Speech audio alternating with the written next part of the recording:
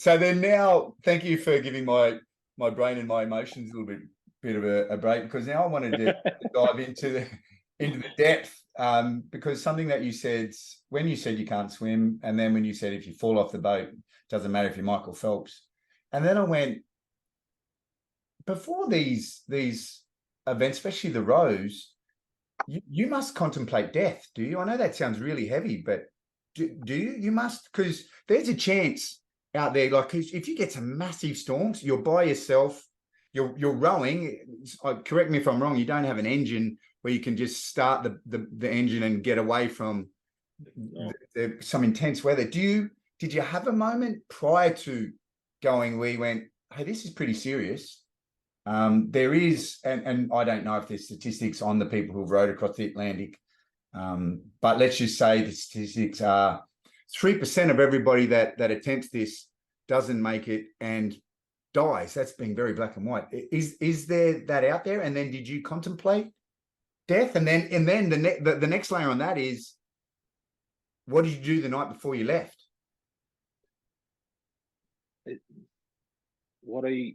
So my mind is wired to identify the threats to achieving what I want to achieve, and to the best of my ability, nullifying them. So I don't remember any time like kind of getting caught up in the reality that you mightn't come home, and you could be lost at sea. But it's very much is that it is a reality, and when you are understanding and respectful of that, then you move on then very quickly to, well, how do I mitigate that ultimate risk to the best of my ability? What do I have to do? And then you prepare. Then you, whatever that might look like, you practice whatever it is that helps you get as far away from that reality as possible. So the clearest example of something I did in that realm was the safety procedure with the what I call the harness, so the climbing harness. I'm very aware that when you are in states of fatigue, you make poor decisions. So what I would have done, my understanding was that one day I cannot leave the cabin, even if it's calm, even if it's sunny, without that harness on. And when the harness is on, you clip into the boat. So I would have visualized that whole process. I would have visualized myself not wanting to do it, like putting myself in the position where I'm so tired, I just can't think of anything else. I just need to row this boat, and I won't put on the harness. So putting myself in that position, feeling those emotions, and then seeing myself doing the opposite, doing what has to be done, sticking to the safety process, safety protocol. And that means put on the harness and you sit down inside the cabin before you open the hatch door. You put on the harness, you put on the three-way line onto the harness, and then the minute you open the door, you clip into the a thing called the jack stay on the boat, which is a line basically you could hang a car off. And then you've got that 1 point of contact, and then you get out of that cabin as quickly as possible and get it shut, because any water into the cabin is a massive threat to the electrics, which can ruin the whole destroy the whole expedition. So things like that, these rehearsal visualizations that you can do before you even get to the reality of the situation, to be prepared for the risks and the threats of that situation. So when it does come to pass, you heighten the percentage of making the right decision quite dramatically. And then you obviously diminish the percentage of as we talked about, death. In this case, the ultimate failure would be not coming home. And I'm not out there like I don't do any of these things to I don't have any death wish. I don't have any.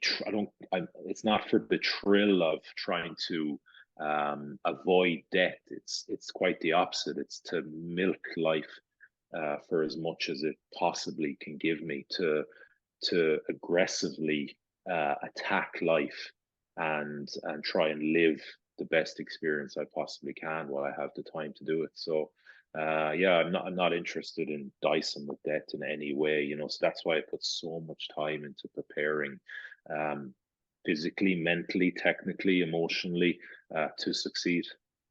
You know what's great when you speak to professionals like I am speaking to you right now, the answers that you get from a question like that, you just dropped into to process and answered like someone who was a professional rugby player who then became someone that's done extreme adventures. And it just, for me, I just felt this feeling of confidence that you must feel when you're going through that. You got to earn that.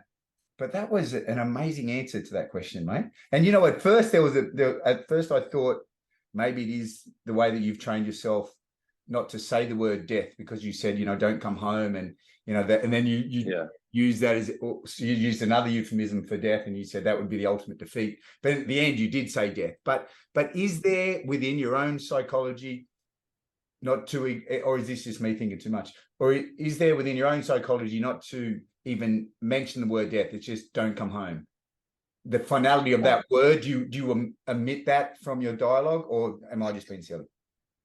I don't really. I tell you why I use "Don't Come Home," because it sharpens the mind to the sacrifice you're asking of those closest to you, and it elicits emotion in me, like through that love, through that connection, that um, gives me even more focus and energy around concentrating on the things that keep me safe.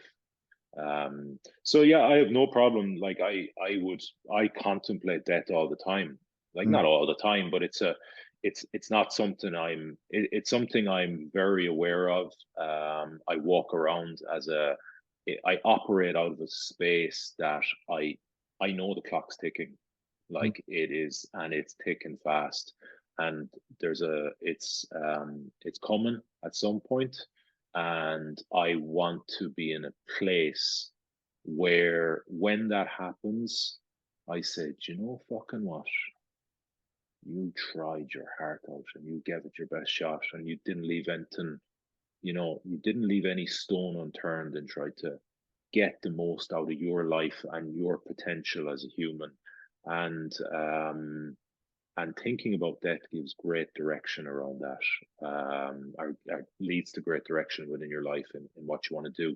You do things that are meaningful and important to you, because you know that every moment is precious, and soon enough those moments will peter out, and then there'll be the ultimate reflection, and when that comes, you want to be able to look yourself in the mirror and say, "Fair fox, you, yeah, Yeah, you know, fucking, when you were saying that, I started smiling, and then I went, "Man!" So then I project myself forward to that moment, and then just say you, and you're about to draw your last couple of breaths. I can just see you, like you just said, and there'll be a smile on your face, going, yeah, I'm okay with this because I had a fair crack." Or what did you say? Fair. yeah, Yeah, that's that's an inspiring way to look at death, isn't it? We fear it so much in my culture, anyway. We fear it so much, but actually, you know, again, back to the last podcast, the guy said, "You sleep to be awake,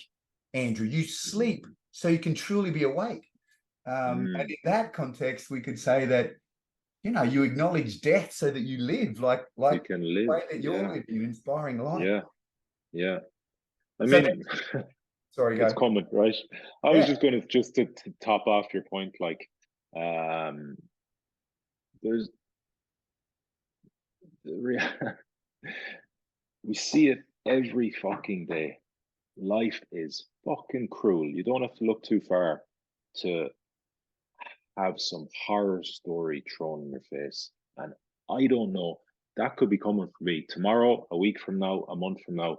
So I need to make the most of every fucking moment possible until that comes, or if whatever comes. But the reality is, at some point, is coming, and thinking about it can